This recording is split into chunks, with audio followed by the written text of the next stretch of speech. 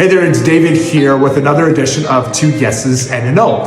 This is for a home that either you currently are living in or maybe you took possession from a family member or friend. And this home is, let's be honest, it's a dump. it's something that needs a ton of renovations to bring it up to speed. It's falling apart. So somebody's gonna wanna come in, either completely gut the whole thing or just knock it down. So if you're in that situation and you want to sell the property, here's what you need to do. The first yes you're going to want to do is completely empty out the whole home. Just clean it out. Take all the garbage, all the knickknacks, everything, just get it out of the home. The second thing you're going to want to do is also clean it.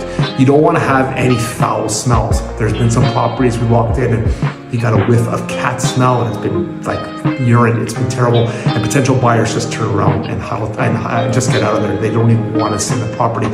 So as long as you're cleaning it and you're removing everything, the potential buyers can see the potential.